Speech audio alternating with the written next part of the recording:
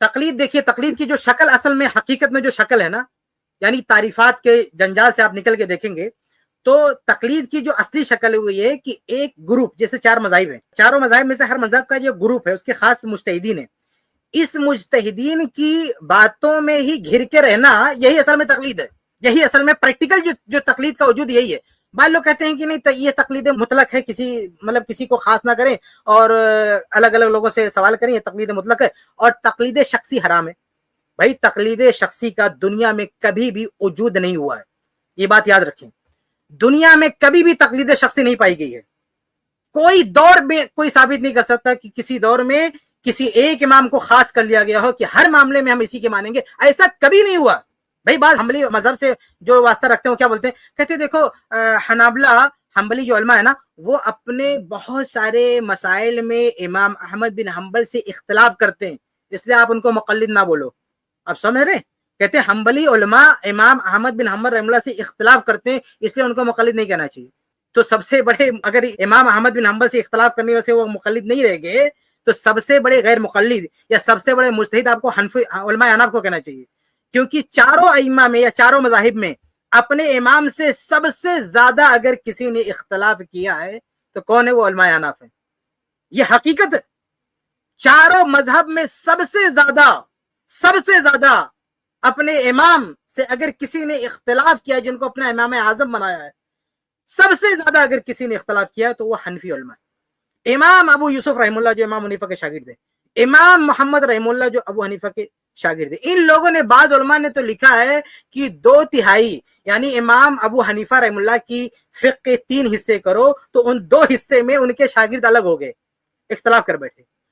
تو بھائی یہ جو ضابطہ بنا کے رکھا ہے آپ نے کہ اگر کوئی امام احمد بن حنبل سے اختلاف کر لیا تو وہ تقلید کے دائرے سے باہر نکل گیا، تو پھر تو یہ علماء احناف بھی تقلید سے باہر نکل گئے۔ بھائی پھر دنیا میں تو یہ جو مفروضہ ہے نا کہ ایک امام کو مان لینا اس سے علاوہ ہٹنا نہیں، یہ کبھی نہیں وجود میں آیا نا۔ نہ احناف نے ہر مسئلے میں امام حنیفہ رحمہ اللہ کو فالو کیا ہے، نہ مالکیہ نے ہر مسئلے میں امام مالک کی تقلید کی ہے، نہ شافعی نے ہر مسئلے میں امام شافعی رحمہ اللہ کو مانا ہے، نہ حنابلہ نے ہر مسئلے میں امام احمد بن حنبل رحمہ اللہ کو مانا ہے۔ سب سے زیادہ اختلاف اپنے امام سے کسی نے کیا ہے تو احناف ہے، اور سب سے کم مذاہب اربع میں سب سے کم جس مذہب والے، سب سے کم جس مسلک والوں نے اپنے امام سے سب سے کم اختلاف کیا ہے وہ علماء حنابلہ ہے۔ سب سے کم، حقیقت میں سب سے کم اگر اپنے مذہبی امام سے کسی نے اختلاف کیا ہے تو علماء حنابلہ ہے۔ اور اس کے پیچھے وجہ اصل میں یہ کیونکہ ان کے پاس حدیثیں زیادہ ہے۔ امام احمد بن حنبل رحمہ اللہ کی جو کتاب ہے مسند احمد، وہ بہت بڑا ذخیرہ ہے، سمندر ہے احادیث کا۔ یہ کتب ستہ کی جتنی حدیثیں ہیں نا وہ اس میں جو اہم حدیث ہے وہ ساری مسند احمد میں موجود ہیں، اس لیے حقیقت میں انہیں اپنے اور امام احمد رحمہ اللہ کا فتویٰ بھی اکثر حدیثوں کے موافق ہی رہتا ہے، اس لیے انہیں اپنے امام سے اختلاف کی ضرورت زیادہ نہیں پڑتی ہے۔ لیکن امام حنیفہ رحمہ اللہ ان کے پاس حدیث کی کتاب نہیں، حدیث کا وہ ذخیرہ نہیں، حدیث کا وہ علم نہیں، اس لیے ان کے جو شاگرد ہیں ان کو زیادہ ضرورت محسوس ہوئی کہ اپنے امام سے اختلاف کریں۔ تو یہ جو ایک شوشہ کچھ لوگوں نے چھوڑا ہے کہ بھئی کسی نے اپنے امام سے اختلاف کر لیا تو وہ اہل حدیث ہو گیا، وہ جو ہے مقلد نہیں رہے گا، غلط بات ہے۔ اگر اس اصول سے آپ صرف حنابلہ کیوں دیکھتے ہو، اسی اصول سے احناف کو بھی دیکھو نا، ان کو بھی غیر مقلد بنا دو کہ وہ تقلید نہیں کرتے ہیں۔ تو بہرحال اصل جو میں کہہ رہا تھا کہ یہ تقلید شخصی جو کہتے ہیں نا کہ ایک شخص کی تقلید کی جاتی ہے، یہ کدھر بھی نہیں ہوتا۔ مذاہب اربعہ میں کوئی بھی یہ دعویٰ نہیں کرتا ہے کہ ہم ہمارے امام نے جو کہہ دیا وہ پتھر کی لکیر، ہم اس سے ہٹ نہیں سکتے، یہ کوئی نہیں کرتا، بلکہ پریکٹیکل کئی مسائل میں وہ لوگ اپنے امام سے اختلاف کرتے ہیں۔ بلکہ امام ابن تیمیہ رحمہ اللہ کا بہت سخت فتویٰ ہے۔ امام ابن تیمیہ رحمہ اللہ نے کہا کہ اگر کوئی شخص یہ عقیدہ رکھتا ہے اور یہ سوچ رکھتا ہے تقلید شخصی والا، مطلب یہ کہ ایک امام نے جو کچھ کہہ دیا ہم وہی مانیں گے، اس سے نہیں ہٹیں گے، تو وہ مرتد ہے، وہ دین سے خارج ہے۔ بلکہ یہ بھی کہہ دیا کہ واجب القتل ہے وہ، ان کا فتویٰ انٹرنیٹ پہ اکثر کر سکتے ہیں، میں نے ترجمے کے ساتھ لگا کے رکھا اس کو۔ تو امام ابن تیمیہ رحمہ اللہ نے اتنی سخت بات کہی ہے، تو مطلب حقیقت میں ایسا کبھی دھرتی پر ایسا کبھی کوئی دن ایسا نہیں آیا ہے کہ یہ دعویٰ کر لیا گیا کہ ایک امام کی ساری بات ہم مانیں گے، ہم اس سے نہیں ہٹیں گے۔ تو اس طرح کی تقلید دنیا میں موجود ہی نہیں ہے۔ کون سی تقلید موجود ہے؟ وہ اصل میں گروپ کی تقلید ہے، ایک گروپ کی۔ یہ حنبلی جو حنفی علماء ہیں، امام حنیفہ رحمہ اللہ اس میں آگے، صاحبین آگے، شاگرد، ان سب نے مل کے ایک مذہب ڈیزائن کیا، ایک مسلک ڈیزائن کیا، اس کی تقلید کروائی جاتی ہے، اس کو فالو کیا جاتا ہے۔ ایسے ہی شافعی مذہب ہے، ایسے ہی حنبلی مذہب ہے۔ ان کے جو اپنے کچھ علماء ہوتے ہیں وہ خاص طریقے پر اجتہاد کرتے ہیں، کہتے ہیں امام حنیفہ رحمہ اللہ نے یہ فتویٰ دیا ہے، ان کے خلاف جاتے تو کبھی کبھی کہتے ہیں کہ ارے بھائی ہم ان کے قول سے تو ہٹ گئے لیکن ان کے اصول پر ہیں، یہ بھی ایک نقطہ پیش کرتے ہیں، کہتے ہیں دیکھو ان کا قول تو ہم نے چھوڑ دیا لیکن چونکہ ہم ان کے اصول پر فتویٰ دے رہے ہیں، اس لیے ہم اس مسئلے میں حنفی ابو حنیفہ رحمہ اللہ ہی کے ماننے والے ہیں، حالانکہ اصول بھی اپنے بدل دیتے، یہ لوگ اپنے اصول بدل دیتے، فتویٰ بدل دیتے، تو اصولوں میں بھی اپنے امام سے اختلاف کیا ہے، فتاوی میں اپنے امام سے اختلاف کیا ہے، تو حقیقت میں گروپ کی شکل میں تقلید پائی جاتی ہے. یعنی حنبلی فقہ ایک گروپ ہے، شافعی فقہ ایک گروپ ہے، جو ہے اس طرح سے حنفی فقہ ایک گروپ ہے، مالکی فقہ ایک گروپ ہے، اس گروپ کی تقلید کی جاتی ہے. حقیقت میں ہمیشہ سے یہی ہوا ہے کہ ایک گروپ کے مفتیان نے جو کہہ دیا ہے اس کو یہ مذہب کا قول ہے، یعنی یہی مفتہ بھی قول ہے، اسی کو لینا ہے، اور آپس میں اختلاف ہوتا رہتا ہے ان کا، آپس میں اختلاف ہوتا ہے، پھر ایک فتوے کو لوگ لاک کر دیتے ہیں کہ یہی چلے گا، اس کو بولتے ہیں مفتہ بھی قول، یا مفتہ بھی، یا کہتے ہیں مذہب، یعنی یہی اصل مذہب ہے، یہ مذہبی قول ہے، مفتہ بھی قول ہے، اسی کو یہ لوگ مانتے ہیں.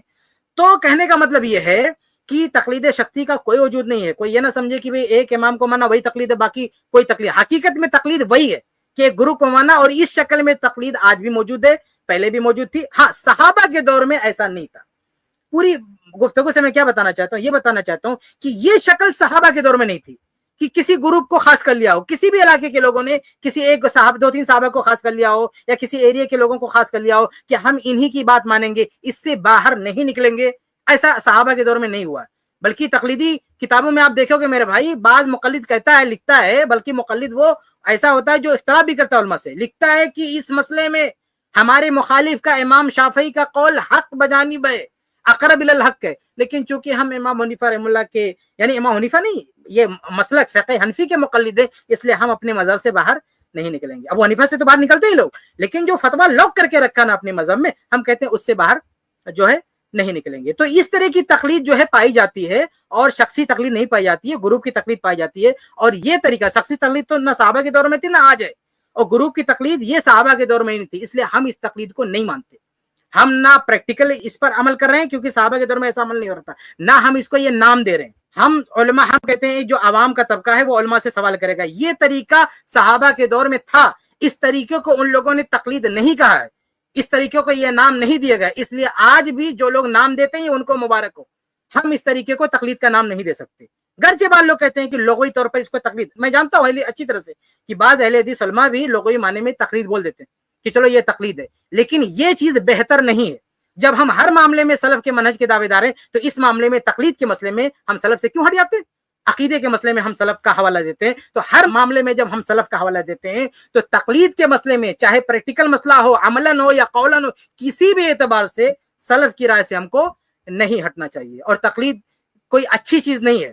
تقلید کے خلاف ابن القیم رحمہ اللہ نے، تقلید نے جو گل کھلایا ہے اس لفظ نے، اور اس لفظ کے ساتھ، اور اس ذہنیت نے جو گل کھلایا ہے، اس کے لیے کتنی محنت کرنی، یعنی اس ذہنیت کو توڑنے کے لیے، اس جمود کو توڑنے کے لیے امام ابن القیم رحمہ اللہ کی کتاب پڑھیے، اعلام الموقعین پڑھیے. اس تقلید نے جنگ و جدال کرایا ہے، اس مقلدین کے آپس میں جنگیں ہوئی، میدان میں تلواریں چلی ہیں، لوگوں رفع الیدین کرنے والوں کے ہاتھ توڑے گئے ہیں. یعنی اتنا سب کچھ ہوا، یہ تقلید کی وجہ سے ہوا. اس نے حزبیت پیدا کیا، اس نے گروپ بندی پیدا کی، ایک دوسرے کے خلاف جو ہے نفرتیں پھیلائی. حالانکہ صحابہ کے دور میں بھی علماء کا اختلاف ہوتا تھا میرے بھائیوں، صحابہ کے دور میں صحابہ میں اختلاف ہوتا تھا، تابعین میں اختلاف ہوتا تھا، لیکن وہاں کوئی گروپ نہیں بنا، کبھی آپس میں ٹکراؤ نہیں ہوا. لوگ جو سمجھتے تھے عمل کرتے تھے، جس کے قول سے مطمئن ہوتے عمل کرتے تھے، لیکن مخالف پر کوئی طعن و تشنیع نہیں کی گئی، اس کے ساتھ کوئی جھگڑا نہیں ہوا، کوئی گروپ بندی نہیں ہوئی. لیکن جب سے یہ تقلید کا معاملہ شروع ہوا، تب سے یہ ساری گروپ بندی ہوئی، اور یہ ہر طرح کی. اور آج کے دور میں بھی آپ دیکھیں علماء اہل حدیث کے خلاف جو سازشیں اور جو بدماشیاں ہوتی ہیں، اسی تقلید کی نحوست کی وجہ سے، اسی تقلید کی وجہ سے. ابھی دیکھیے شیخ شعبان نے جس ویڈیو کا رد کیا، اس میں کتنی زہریلی باتیں ہیں. یہ تقلید کی کرشمہ سازیاں ہیں، یہ سب تقلید کی وجہ سے ہو رہا ہے کہ جو اہل حق ہیں، جو قرآن و حدیث کی بالادستی کی بات کرتے ہیں، جو صحابہ کرام کی فہم، ان کے منہج کی بات کرتے ہیں، ان کے خلاف یہ گمراہیاں پھیلاتے ہیں. یہ سارا جو ہے معاملہ ہے یہ تقلید کا. اچھا، آخر میں ایک بات کہہ کے میں بات ختم کرتا ہوں کہ ہم جو تقلید کا رد کر رہے ہیں، اس کا یہ مطلب نہیں ہے کہ ہر آدمی جو اپنے آپ کو غیر مقلد کہے وہ ہماری ٹیم کا حصہ ہے. ہرگز نہیں. دیکھیے، غیر مقلد منکر حدیث بھی ہو جاتا ہے، غیر مقلد تعقل پرست بھی ہو جاتا ہے، غیر مقلد کچھ بھی. ہم غیر مقلد اپنے آپ کو نہیں کہتے، ہم نہ اپنے آپ کو مقلد کہتے ہیں، ہم اپنے آپ کو متبع کہتے ہیں. ہم اللہ کے نبی صلی اللہ علیہ وسلم کی اتباع کرنے والے ہیں، ہم صحابہ کرام کے فہم پہ چلنے والے ہیں. تو ہمارا جو طریقہ کار ہے وہ اتباع ہے، اتباع الدلیل بفہم سلف. شیخ البانی رحمہ اللہ بار بار اپنی کتابوں میں لکھتے ہیں اتباع الدلیل بفہم سلف. تو یہ ہمارا طریقہ ہے، یہ ہمارا منہج ہے. تو اس منہج سے نہ تو مقلد کا لفظ میل کھاتا ہے، نہ غیر مقلد کا لفظ میل کھاتا ہے. تو یہ چند باتیں تھی جو میں نے آپ کے سامنے واضح کیا. اللہ تعالی ہم سب کو حق بات کہنے سننے کی توفیق دے. آمین یا رب العالمین. اس کلپ کی فل ویڈیو دیکھنے کے لیے ہمارے چینل پر ضرور آئیں۔ آئی پلس ٹی وی نے ایک نیا یوٹیوب چینل شروع کیا ہے جس کا نام ہے آئی پلس ٹی وی اختلاف کا حل۔ اس چینل پر صرف اختلافی مسائل پر ویڈیوز آئے گی، لیکن دلائل کے ساتھ اور بھائی چارگی کے ساتھ۔ آپ کو میں دعوت دیتا ہوں کہ آپ بھی ہمارے اس چینل کو سبسکرائب کریں، ہماری ویڈیوز کو شیئر کریں اور نوٹیفیکیشن آئیکن کو آل سلیکٹ کریں تاکہ آپ کو ہماری ویڈیوز کا نوٹیفیکیشن مل سکے۔ جزاک اللہ خیر، والسلام علیکم ورحمۃ اللہ۔